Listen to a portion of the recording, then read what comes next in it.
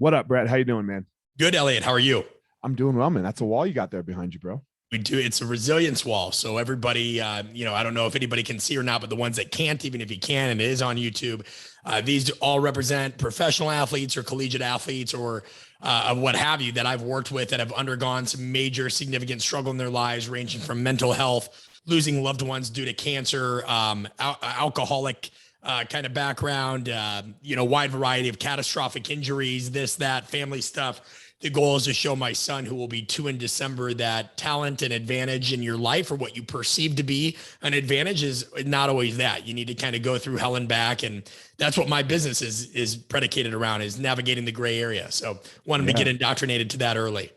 Man, it's so interesting what you just said. What seems to be a perceived advantage. I can't remember. I think it was a Malcolm Gladwell book. And he was talking about, it might've been David and Goliath. I'm not sure. And he was talking, go ahead.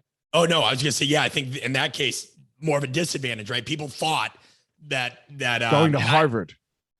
What? People thought going to Harvard would be an advantage. Sure. Yeah. I haven't read his book in totality, but knowing that, again, the classic idea of David and Goliath wasn't really as people thought, right? Like, right. The idea is Goliath, this big hulking thing, had all these advantages, and here was little helpless David, but really he wasn't helpless. He knew how to wield his tool. He had very skilled aim. There are a lot of things that mask themselves, you think are disadvantages, but really are massive advantages, and vice versa. Yeah. And I think the point of the book here, or the point of the story, and why he started the book like this, was like, look, everyone thinks like going to Harvard is going to be this amazing thing for you. Because everyone who goes to Harvard was top of their class and never right? Like everyone was number one. Everyone was a valedictorian. And then you get to Harvard and someone's got to be the bottom. Some valedictorian has to be the bottom of the class, and that can crush you. Right. So maybe you should have gone to not a Harvard and thrived, so going to Harvard or something like that might not be such an advantage like you think it is. Yeah, I think that goes into anything in life. I think this is my problem with most leadership books, and what my next book is really going to be predicated on tackling is leadership BS, right? The stuff that we're always taught that we should do, how to do this, how to optimize that. I have no tolerance for one size fits all approaches based on things that I've gone through in my life. So we're going to be talking about that a lot in my next book, and it's really what our work at Art of Coaching is about, because it's been what my life is about. And I think you see it in more of today's society. People are really tired of a lot of people telling them how, oh, this is good, this is bad, this is what you need to do, this is the best morning hack, this is the best this. For who? For you? For me? Yeah, and so I'm pretty passionate about that. That's everything we rant about. So love it. Love your work and the message of that too. Real life is messy. You got to learn how to deal with it. Look, and I like what you said there, one size fits all. Like I have a morning routine that I do, and I give it out there for people for free, but there's no way that I say that it's right I don't know that it's, hey, I struggled. This is my morning routine. Here you go if you want it. And I'd love to help, but like, I don't know, like if it doesn't work for you, cool. Yeah. Cool. And like take that, for example, what time do you wake up? Cause I remember you talking about this on a pod, maybe it was like 193. I can't remember the exact episode, but yeah, you were talking about this a little bit in the pre-roll. When do you wake up? I wake up around 6. Cool. I wake up around 8 right now. Know, 2 years ago, I'd wake up around 6. If you look at me at 25, I'd woke up at 4:30 because I worked in college football. Right. Now I have my own business. I usually have to stay up late because we have clients that are in Australia, this, that, whatever, or I'm traveling. And so when I'm not traveling, I'm coming home and I have late nights. And so I wake up a little bit later. Right. And so that's the thing that's missing in today's society is everybody doesn't like, I always had a buddy that's like, I'm gonna work out early in the morning. Dude, good for you. Great. I'm great between 10 and 3.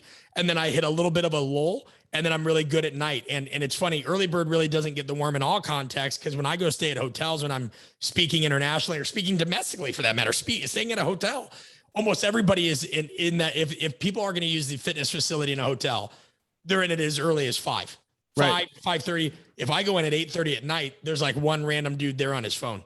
And so the early bird gets the worm if the if the night owl leaves any, but you just got to find the fit for your life. It's not either or, And we're also in this stage of life, like, or not life, with society. And like, I guess I'm in the middle of it right now. It's like, dude, if you don't like it, I don't make you hit follow. Yeah. Right. And I like, sure, maybe I got you to subscribe to my email list, but you can always hit unsubscribe. Now, I do believe it'd be different if I was like preaching hate, right? Like, you know, kill this person, or even softer than kill, like, hey, these people don't belong, and get them out, and do you like, if I was like, no, on my way, okay, that's you'd have more followers. And I see a guy like this on my feed. I think it's funny because you can get that objective look. I think it's taken me like a year and a half to go from like 90,000 quote unquote followers to like 99. Yeah. Meanwhile, there's this guy on my feed, because like there's sometimes I'll watch this stuff and it's fascinating to me. It's anti everything, a lot of hate, a lot of politics, whatever. At one point, he had like 14,000 followers. I think in the same year and a half, it's taken me to get 8. He's now like over 100,000. Over 100. Yeah, it's because because it's people coming to hate you. They just want polarized stuff, right? So you can say this is bad. This guy can post a picture of like his right hand and be like, this is my right hand. It's got like 5,000 likes and 193 comments. Mm-hmm. Like I'll spend the morning like working on some detail, but like people don't like to think generally, right? And that's a whole nother thing. Like that's why we save most of our richest content for like online courses, live events, our podcast, our newsletter, because social media, you know what you're going to get, right? Like it's great. And I'm thankful for every follower that it's like that. What is the Eminem song? I'm thankful for every fan that I get, but I can't take. And so you look at that and it's like, yeah, but I'm not going to put all my best stuff on social media because it's too transactional. Sure. And just even the idea that like, if you don't like my stuff, I'm totally okay with it. Like just click on follow. Like you don't have to watch it. Like I'm not screaming something bad, or you're not screaming something bad. So like, just let it go. We can disagree. We don't have mad at that though too. Yeah, we don't have to be friends. We put out a newsletter the other week because we're trying to scrub our newsletter of just like, people that are kind of passive or they're not really engaged or whatever. And so I'd put out a newsletter. It said, hey, should we call it quits? It was real simple. It said, hey, we're going to continue to double down on the area of leadership development. Yes, my background is strength and conditioning and performance. That's awesome. But we're taking this, like if you're not interested in interpersonal skills, social psychology, all that, like here's your chance, click on subscribe. We got a scathing email from one guy that was like, nice sales tactic. I go, sales tactic? There's nothing coming. Yeah, like I didn't send you anything. Meanwhile, everybody else was like, dude, I love it. We only had, I think 3% or less of our list at like 24,000 unsubscribed. Because this guy, in the meantime, like we realized he was projecting a lot of his own insecurities on us, but was livid. We're like, dude, what? Like, why did this offend you? We're saying we're trying to save you time. I'm saying your time's valuable. We put a lot into our newsletter. If you don't want to get it, just here you go. Yeah, and I won't even be upset. I probably won't even notice. He was. So anyway, man, I want to hear about how did you get into this field? Like what got you into coaching development, right? Performance, things like that. So, nobody starts here, right? Everyone's, I would say most people start with their own kind of career that they're chasing or something. And then, we have to pivot. So what's your story? How did you get in this leadership field? Yeah. I mean, I nearly lost my life at a young age due to poor medical care that was really rooted in a lot of communication issues. $12 billion a year on average is lost in healthcare due to poor communication. And that's in the form of lawsuits, inefficiencies, what have you. I was an example of that. I was hospitalized really young at about 15 years old, nearly lost my life. What happened? Yeah, long story, but the gist of it, because it ended up taking about 26 pages of my book, Conscious Coaching. But the gist is, grew up very competitive in sports, loved sports, had a great social circle, great family, all this. But we ended up, my parents were splitting up. They were getting divorced. Ironically, they're back together now, but they were getting divorced. We had to move away. I went to a different high school than my normal social group, made some new friends or what have you. But eventually these friends got into meth and cocaine and some, I know your viewers probably don't know me, but not really my thing, like not really, and no judgment on anybody. Everybody's got their stuff. I went down my own troubled path, but when that happened, I really didn't know how to handle a lot of that. Like this was, you're in high school, right? These are your guys. These are the people you hang around with. This is what you identify with. At the same time, didn't really want to go home a lot. Parents were arguing, if not in person, over the phone. And, I'm trying to focus on sports and what have you. So I just started really getting into training. That was my outlet. I had all this anxiety, all this anger, all this. energy and I didn't know what to do with it. So I started going, I would lift after school. I'd run and lift after dinner. I'd do push-ups and sit-ups all night, all this stuff. I'd try to wear myself out. This was a time when low carb and low fat were both in vogue. I'm 15, they didn't have information like they have now. Like, I didn't have a dietitian that I was going to. You're reading Men's Health and Muscle and Fitness and all that. So, here I am at 14, 15 years old, eating fat-free Kraft singles and egg beaters and turkey bacon and chef salads and all this stuff. Meanwhile, I'm burning all these calories, no concept of basal metabolic rate, that your body needs a certain amount of calories, just like stay alive, even if you're in a coma. Ended up developing essentially an eating disorder, and that was a way of dealing with depression and all this stuff. Like I could train all this anxiety and anger out of me. But one day I was running and you passed out, went to a doctor. Doctor's like, listen, your kidney and liver are in a really bad spot. Your body's essentially cannibalizing its lean tissue. I mean, I was at like 93 pounds at my lowest. And it's not something that you actually thought about. It wasn't like I looked in the mirror and I'm like, I'm fat. Like You're just, anybody that's dealt with depression and anger or anxiety knows you just kind of become this machine. You become this machine and you get this high off of this ritual and this thing. And eventually, after going to some outpatient stuff, I was put in an inpatient hospital in Minneapolis, Minnesota.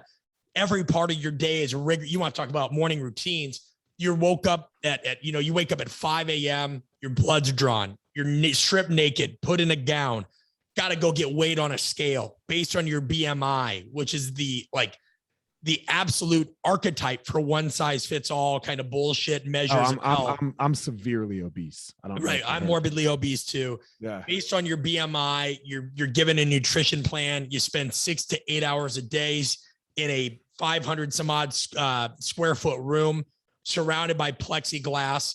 You can't watch certain TV. You can't, you got to sit because sitting doesn't burn calories. You fidget, you get a knock on the door, on the window, it's a warning. You stand up, you get a knock on the window, it's a warning. You do anything else. Fuck. You're burning calories. Is this non-exercise thermogenesis, right? And so you're burning calories. So you get a certain amount of warnings. You're either made to drink a boost or you're fed a meal replacement or you're fed intravenously. And so if you're not being weighed, your blood's not getting taken, or you're not in the day room, you're in the dining room, which is a big glass. It's like, I just watched my first episode of Squid Games. And I don't know if anybody's seen that. It's a crazy ass dystopian movie. It's kind of like that. So you're sitting at this table, clear glass table, because they need to see if any of the other patients or you were like hiding stuff, hiding food, cutting yourself, doing whatever. And that's essentially your life. And I was there a year. You're not able to exercise. If I'm like, hey, Elliot, I got to go to the bathroom, and you're a member of the medical staff, you have to escort me to my room. If I pee, you've got to measure it. If I crap, you've got to measure it, because they're trying to see what your body's doing, if your inputs are equaling your outputs, because you need to be, kind of essentially refed.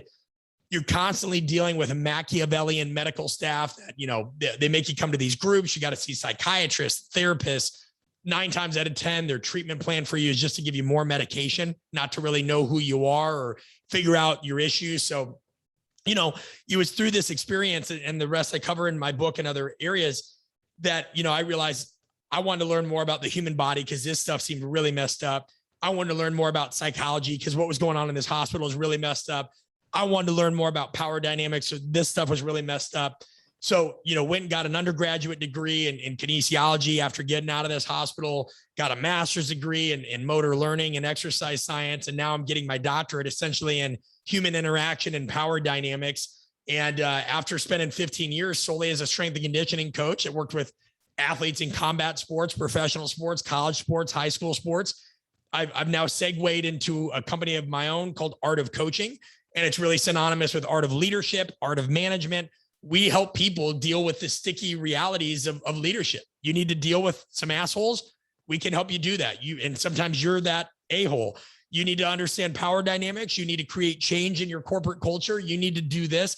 Anything that deals with people that don't want to change, people that, are using not awesome influence tactics against others, just micro political BS. That's what we specialize in, because that's what I lived. Give me an example. Yeah, real simple. I mean, we're brought in by an organization that their sales staff doesn't get along with their engineering staff. Their engineering staff doesn't get along with their product design staff. Their product design staff doesn't get along with their have you. Another organization brought us in because, big disconnect. It's a company that's had to hire fast, massive valuation, all this money. They've hired 400 employees, but they don't know how to communicate. They're not on the same page. We're brought in by the military to help them deal with hierarchical stuff. We brought in by a massive gym in Miami, amazing gym, just because the leadership there is trying to connect with their staff. And yet the leadership is perceived as one way. The staff perceives leadership another way. So life, how about that for an example? Anytime that somebody has dealt with something where they're just struggling with interpersonal related issues, whether it's a loved one, whether it's their company, whether it's their staff, employees, leadership, what have you, that's kind of what we get brought in to deal with. Man, as I listen to you talk about it here, and this is just how, the times are. Everyone thinks, people can think sometimes that like, oh, he's a leadership coach. He helps with, interpersonal communication. He must not have any problems, right? Personally, and I always try to dispel that myth, right? And so I'll just ask you, I'm sure you got problems yourself, right? That you got to work through. I mean, even from a business standpoint, think about this. My product is communication, the exact thing most people think they're already good at. Right. Like even if you look in my core, like what started off as our initial market, strength and conditioning and sports performance, there's more than 300 workshops that teach people the technical skills associated with that. Fewer than 4% focus on anything interpersonal. Our workshop is literally the first in coaching or leadership to have a peer-reviewed, scientific-based evaluation of interpersonal skills. There was nothing like that. And so I'm selling somebody, if you think of communication, to me, the only product more scalable than that is air and water. Like, who doesn't communicate? But the issue is most people think they're already doing it. Say you have an online course, which I know you do, but say it was on woodworking. Well, there's a great market for that. People want to know how to build cool shit.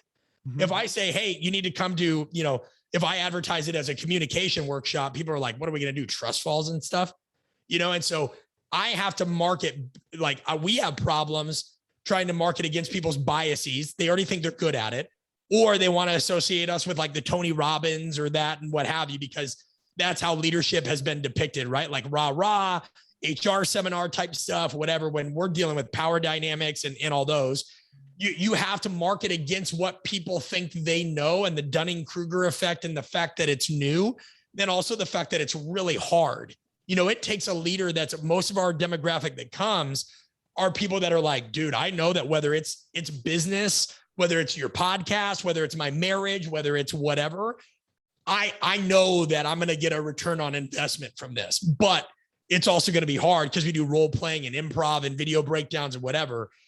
Who our market is not are the people that, one, think they're already good enough at it. Two, the people that think, oh, it's just always about, I always got to be more of a subject matter expert in my narrow space. So for strength coaches, right, they'll spend thousands of dollars a year going to weightlifting certifications, kettlebell certifications, but it's all training and exercise shit. Mm-hmm. Yet their job is social interaction. So it's like, yeah, do that, but maybe also spend some money on this other place. Yeah. So yeah, of course you. And then my wife works in the company, Elliot. Like, we argue. Praise be. Yeah, good. Yeah, I feel you there. Man. So you said it a couple of times. Power dynamics. Yeah. Right. But this is such a thing. Power is such a complicated thing, right? Like, because people have it. There's like you can't deny that it exists. You can't deny that there's a leader of a company, and if you're the leader, the owner of a company, you're going to have some power. And how do you explain it to me? Explain what this whole power dynamic thing means to you, how you deal with it, things like, you've said it a couple of times, so I'm just kind of interested. Yeah. Well, think about, right. You have a background in combatives. Yeah. Yeah. I own 7 martial arts schools. Right. So what do you you have this meta category of striking. Generally, what skill is involved in striking, right? Like it can be punches. What else? Punches, kicks, like boxing and or Muay Thai, kickboxing. Right. So if you think of power dynamics, the striking of power dynamics, meaning the meta category, is what we call micropolitics. And if you think of macropolitics, micropolitics is like, Are you Republican or Democrat, right? What's going on in Washington? That's macro, that's government level. Micro politics is the day-to-day. Does anybody want to say they're either right now? What? Does anybody want to say they're either right now? No, it's a mess, right? It's a mess, but go ahead. Micro politics are like the day-to-day BS we deal with. Oh, my neighbor's a douche, or, this person in my company is this, or, hey, my coach is tone deaf. He doesn't get what I mean. Or, hey, this athlete's difficult. Micro politics are like that. That's the day-to-day BS. Well, power dynamics are under that in the sense that in every relationship, there's power and there's different forms of power. John French and another gentleman with the last name of Raven really talked about this in the 1950s, but like right now, right? Who in the power dynamic, as I'm talking, who has the power right now? You do. Right. But the minute I ask you a question or turn it back to you, who has the power? In this very second, now I do. Right. And so power is situational. It's fluid. But also a lot of times things happen to people because they don't recognize the types of power. For example, there's positional power, such as this person's my boss, right? That's a form of legitimate power that they have. Then there's power of like, that's relational power or personal power. Like, I like that person. And you have some people that are more willing to do stuff for somebody that they like, as opposed to somebody that has just positional power over them. Then there's reward power. This is the person that can give me more money, more days off, a championship shot, whatever. There's expert power. That person has like subject matter expertise. There's information power. Like, hey, you need this research article, or, hey, you need to know if we're doing a business negotiation, what my bottom dollar is, right? Like, so there's all these different forms of power. And a lot of the reasons people are not really good at understanding what's going on with them or why they got screwed over or why they got played is because they don't understand how to label those power categories. And that's like me not knowing what kind of punch somebody just threw when I threw that feint, right? Like, okay, like here's a feint. What did they do? All right, now I can throw that again. They're going to do that again. Maybe pop. Now I can hit them, right? And so when you don't know how to counteract what's coming at you, it becomes really sticky. So that's an example of what we teach. So we'll teach that, in the theory in terms of the PowerPoint, this and that, but then we put them in role-playing situations and help them understand that and counter that. Give me an example. What do you mean role-playing situations? How do we role-play a power dynamic? How you tell me, right? What's something going on in your life right now? Okay. I have an athlete. She's my athlete, right? And, we have been together, since she was 15 years old or 16 years old. I have some power over her, right? Like, but it's her career. So how do I skillfully deal with somebody now look, when you first start with an athlete, you everything you say goes because they don't know what the fuck they're doing even a little bit. Right. But now, 5 years later, she's pretty good. Right. And she wants some of that power back. But for most of the years, it's been me dictating. Right. So there's a situation. Yeah. Well, it's no different than sparring, right? So what you do is when you're on a role play, you think of a case study, which you just gave us, right? You give me a case study. Then I have to think, all right, well, what's the situation? All right. Now I have to say, okay, who's involved? What are their roles? So you're the athlete, I'm you, so on and so forth. What are the nuances of that? How do you describe your personality? What's my personality like? Am I defensive? Are you naive? Are you defensive and I'm naive? Are you more of a bulldozing personality, right? Like my book, Conscious Coaching, we give 16 different archetypes of personality, saying that generally you're going to see people vary in a wide variety of mood states. There are people that are more manipulative. There are people that are more just straight up, I'm like a soldier, I'll do whatever you tell me. There are people that are more of kind of the free spirit. They're willing to go along with anything. There are people that are more skeptics. They're going to question everything. There's people that are technicians if you don't relate everything to their sport. So that I can't go into. It's going to be beyond the context of all of this, right? Right. So I think of the situation. I think of the roles. Meaning like, what are the personality aspects? What are the nuances? Then what are the constraints, right? Like, hey, I have somebody I need to pitch to, and I only have a minute. That is the situation. I'm giving somebody a pitch. This is the boss, or they're the leader of this company. I'm a nobody, and I have 3 minutes. So I have the situation, I have the roles, I have the constraints, and then what do you want to be evaluated on? So at our workshops, we have 24 ways we can evaluate different aspects of interpersonal skills. Your tonality, the rate of your speech, your use of haptics. Did you use their name enough? Did you, whatever, there's a million different things. So once we set up that role-playing scenario, now we can act it out. And yeah, you just act it out. You're this person, I'm this person. Let's see how it goes. It's just situational planning. And any interaction in life can go about 8 million different ways. right? But your job is like, what we want to do is model it out. Let's say this is the main issue. Now, what could one outcome look like? What's another outcome? What's another outcome? We model that out. We interact. We actually role play. Like, this is real life. Like, if I go to the store right now, I'm playing a role. I'm a customer, right? And somebody's got to ring me up. They're the power broker in that aspect. Life is improv. I don't know what that person's going to say to me. Hey, man, how's your day? Yesterday, somebody was like, good, you? 2 days ago, somebody goes, it was a shit day. My girlfriend left me and I want to be home drinking. What? Like, hey man, sorry to hear that.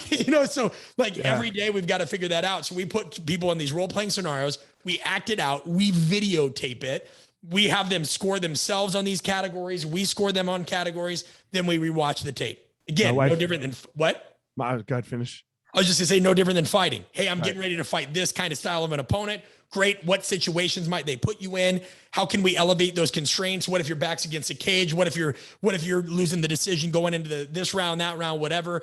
And then great. What is the coach evaluating you on? How well you covering up? How well you're countering? How well you doing this?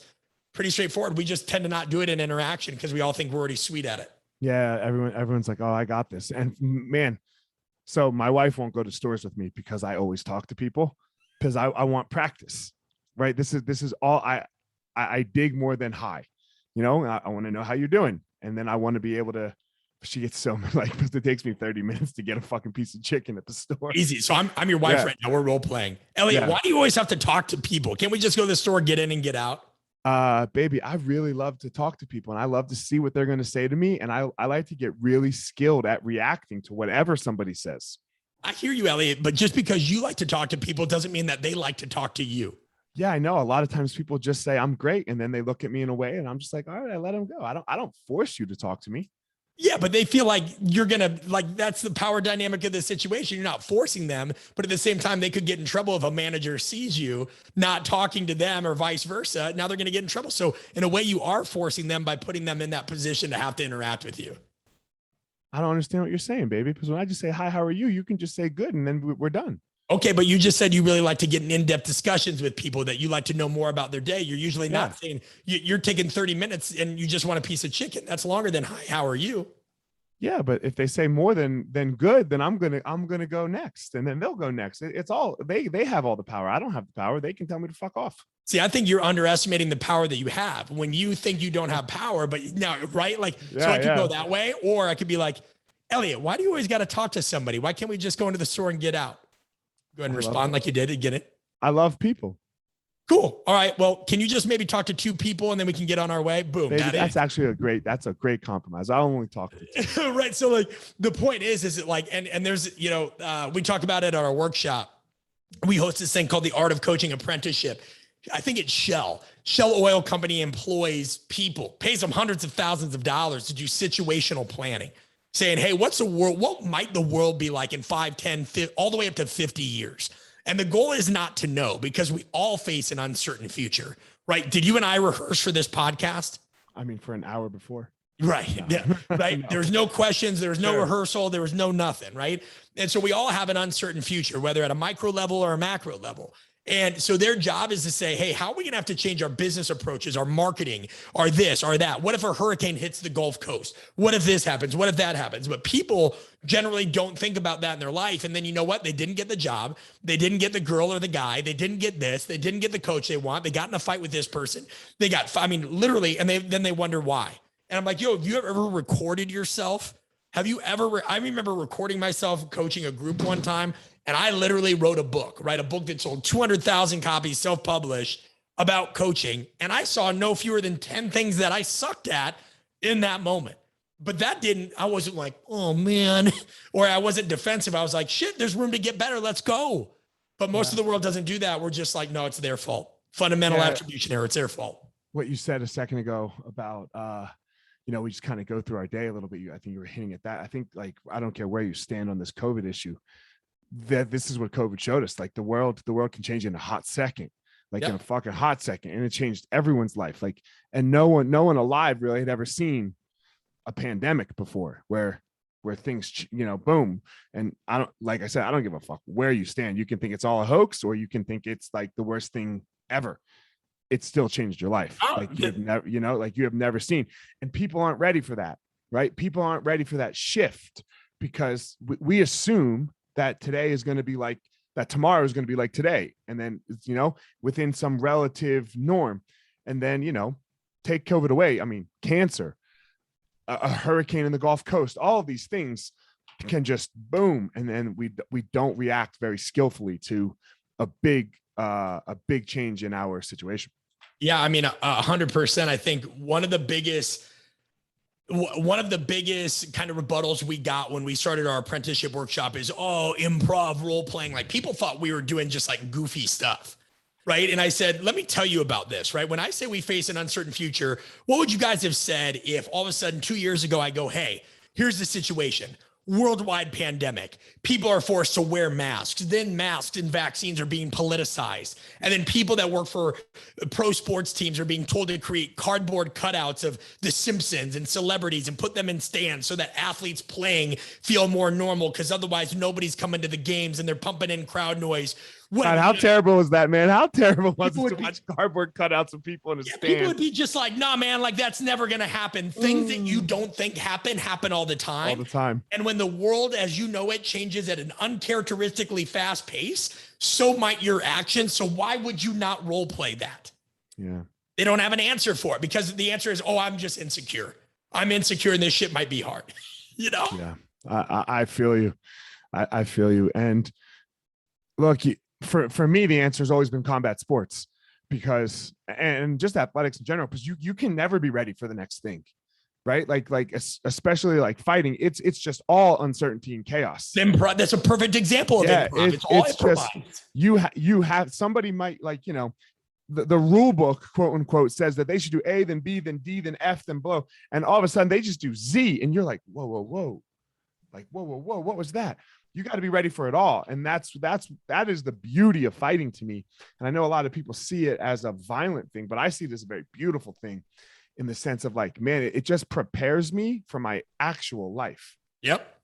So 100%. I mean, wasn't that Tyson, right? Everybody's got a plan until they get punched in the nose. Yeah. Everyone's got a plan. And then it's just like, until they get hit. And then that to me, again, we found that most people agree that communication is important. It's just that this idea of learning how to become a better communicator through the use of improv is uncomfortable for them, because people, they don't want to act things out, you know. But then we have all these leaders that are like, I'm an authentic leader. I'm like, well, then why do you self-edit when you act things out? Like, just be you and react. And then you can actually get an idea of what you need to work on, you know? There are two things that everyone thinks they're good at. One of them is communication, and the other one's sex, right?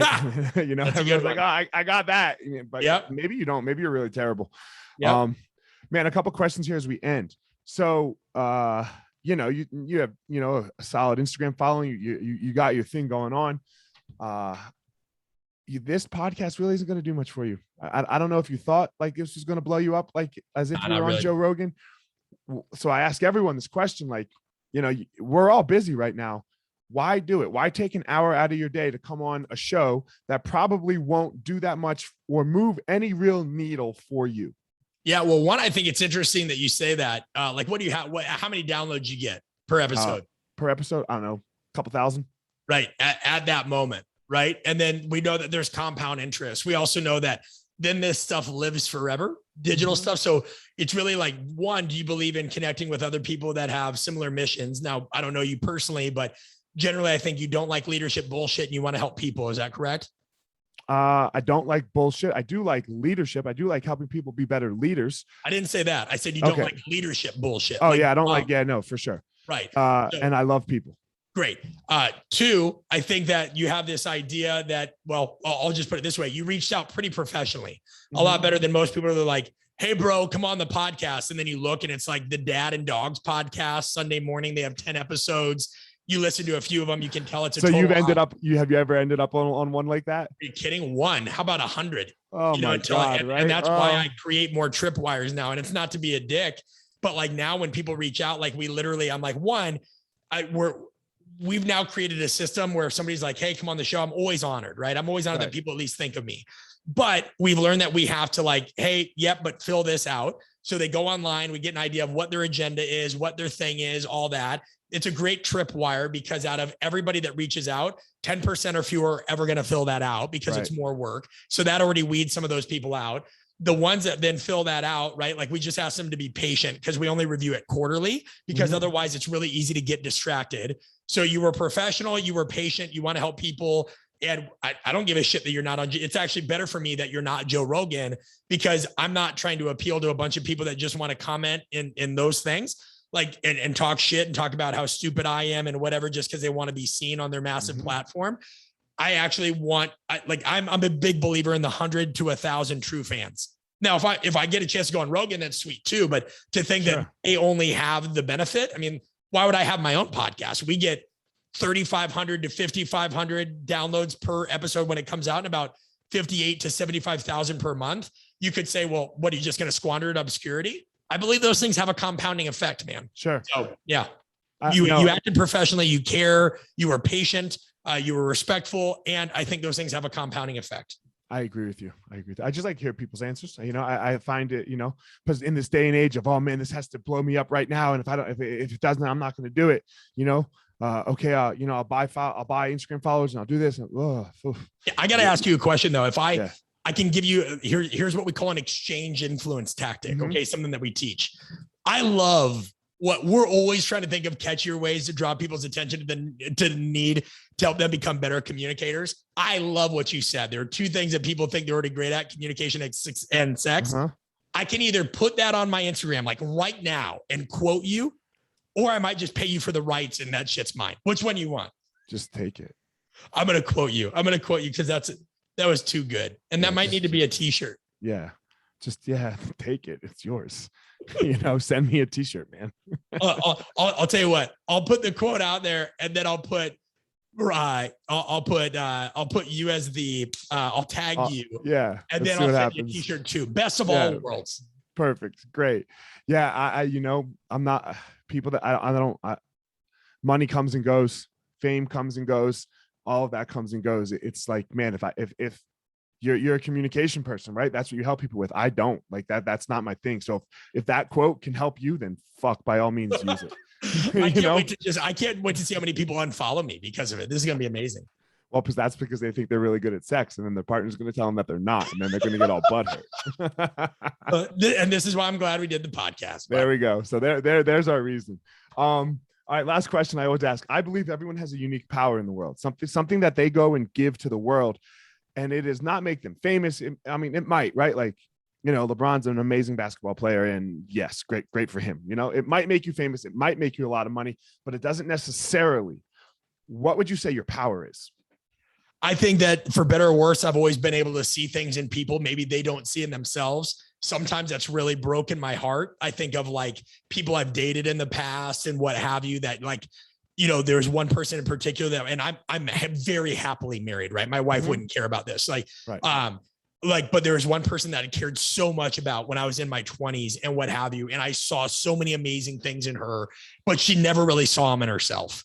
And there were so long that I held on to that and it turned into more of a toxic relationship than anything else, because it was this constant, it was Eminem's Love the Way You Lie without the physical abuse or anything weird like that. Right. But it was like this on again, off again thing. And that's always been hard for me. I think even in hiring Elliot, somebody I really cared about that had a lot of intangibles, I hired them early on, but they had such self-limiting beliefs they couldn't get out of their own way. And that cost us a lot of money as a company because we weren't getting return on our investment. They couldn't kind of get things done on their own, even when they had a clear mission statement, vision statement, KPI, and guidance. They needed to be handheld, and they're not a bad person at all. They're just not in the season of their life where that was a good fit for them.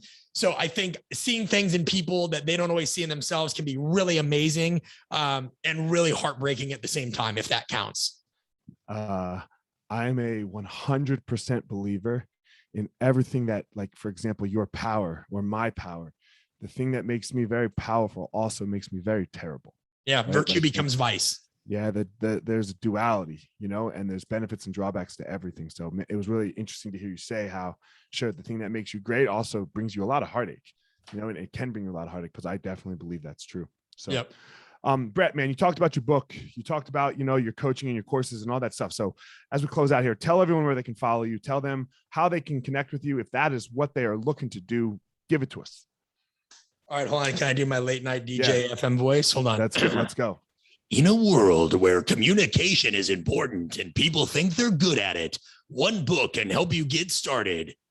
Conscious Coaching, The Art and Science of Building Buy-In by Brett Bartholomew, available on Amazon and Barnes & Noble online. That was amazing. Poor jokes aside, yes. That was my first book written in 2016. Okay. There is the terminology of strength and conditioning coach and athletes, but much like a Navy SEAL can write a book and you and I can learn from it, even though we're not Navy SEALs, it books for everybody, right? Second book, hopefully I'll have more news of when that will be out. Artofcoaching.com is the easiest way to find me. You'll find my Instagram there. You'll find everything there, or just look up my name, Brett Bartholomew. And I appreciate that, man. I appreciate you coming on and we're having me on and us being able to just have a frank discussion. And hopefully I brought value to somebody on here. Well, you did me, so that's all that matters. You have a doppelganger, by the way, close friend of mine named Dennis Logan. I mean, not like spit image. So don't be like, Dennis is very handsome, but don't get like offended. If you're like, hey, I don't have like a freckle on my face. Like you and Dennis Logan need to meet and hang out. It would cause a lot of people to be very confused. Bro, there's a dude with my name and my exact birthday. Does he have your face? And my middle name? No. My Elliot Andrew Marshall, born 7/7/80, and he is a huge felon. So for years, when I was coming back in the country, I would get stopped. And then I'm like, why do I always get stopped? You like my dad's black and my mom's Jewish, but you can't really tell by you can't tell by looking at me. Right. I'm like, man, it can't be that, right? No one's profiling me. No one knows what the fuck I am, you know? So one day my wife and I were coming back on Christmas. It was Christmas Eve or something. It was empty. And the guy starts to like really look at me and he like starts to let me go through and he was super nice. And I just asked him, I'm like, yo, man, why does this always happen to me? And he told me, he goes, but here's the difference. The dude, the other Elliot Andrew Marshall on 7/7/80, he's only 5'6". So then I started to be like, when people started really looking at me, I'm like, look at the height, you know? And they were like, they were like, people like, how'd you know that? I was like, yeah, I figured it out. So yeah, I got a couple doppelgangers. I love it, man. Well, I appreciate you again. Yeah, man. Thank you guys. As always, look, Brett has a unique power in the world. Don't go out in the world and try to be Brett. I have my unique power in the world. Don't go out in the world and try to be me. Go out there and find your own power.